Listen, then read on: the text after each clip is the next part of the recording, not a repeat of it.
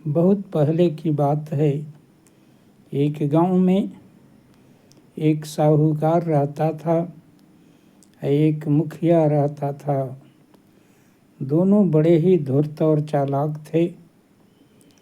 गरीबों को ठगते, सूद पर पैसे लगाते। उसी गांव में हरिया नाम का गरीब आदमी रहता था। 3 दिन से कुछ खाया नहीं था। पति पत्नी साहूकार के पास कुछ धन के लिए मांगने गए तो साहूकार हंसी उड़ाने लगा कि तुम लोग तो भिखारी हो, तुम्हें भीख ही दिया जा सकता है, पैसे नहीं। पैसे तुम कैसे कमा करके वसूल करोगे? भीख के रूप में कुछ पैसे देने लगे, लेकिन उसकी पत्नी लेने के लिए तैयार नहीं हुई कि हम लोग कोनो भिखारी थोड़े हैं जो भीख के पैसे लेंगे। भूखों मर जाएंगे लेकिन भिक्षा नहीं लेंगे। और वहाँ से पति पत्नी जंगल की ओर जाते हैं। जंगल में फलदार वृक्षों को खोजते हैं। एक फलदार वृक्ष मिला, उस पर हरिया चढ़ करके कुछ आम तोड़े और नीचे ला कर के पत्नी को दिया। और ज्यों ही दोनों खाने के लिए शुरू होने वाले थे, त्यों ही एक बच्चे की रोने की सुनाई आवाज़ दी। आसपास देखने पर बच्चा मिल गया, लेकिन अगल बगल देखने पर कोई मिला नहीं। इसलिए उस बच्चे को भी आम खिलाए, अपने भी खाए और गांव में आ जाते हैं। यह बात साहूकार को और मुखिया को पता चलती है, तो उन लोग कहते हैं कि तुम लोग को अपने खाने का ठिकाना नहीं है, इस बालक को कहाँ से खिलाओगे?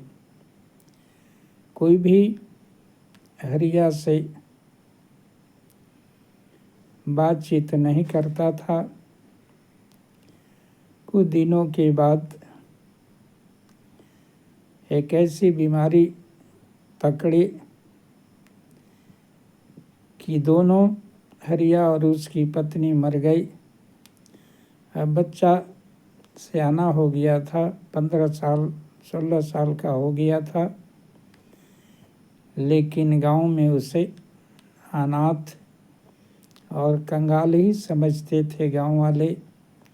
और ख़ास करके वह साहूकार और मुखिया तो उपेक्षा की दृष्टि से उसे देखते थे।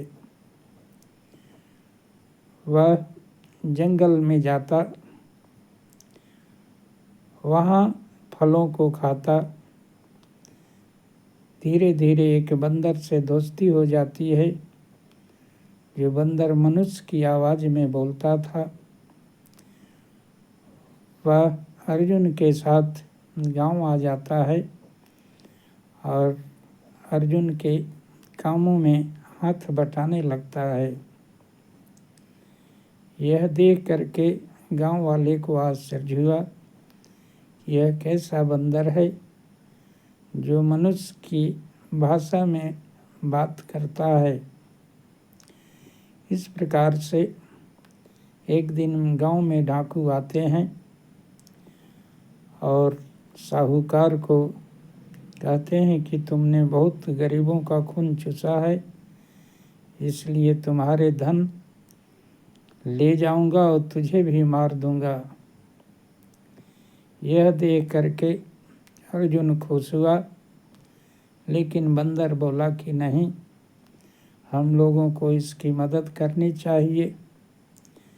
इसलिए ज्यों ही तलवार डाकू साहूकार पर चलाने लगा, बीच में बंदर आ जाता है और बंदर बुरी तरह घायल हो जाता है। अर्जुन दूसरे डाकू को धक्का दे करके गिरा देता है।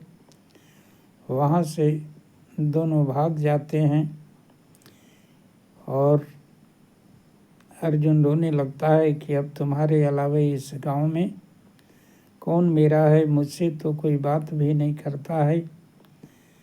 लेकिन साहूकार और मुखिया देखे कि इसी के चलते, इसी के बंदर ने हम दोनों के प्राण बचाए हैं, नहीं तो डाकू से मारे जाते।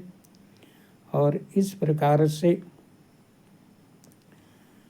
साहूकार और मुखिया का दिल परिवर्तित हो जाता है और अर्जुन को उसी दिन से प्यार करने लगता है और अपने बेटी का विवाह अर्जुन से कर देता है।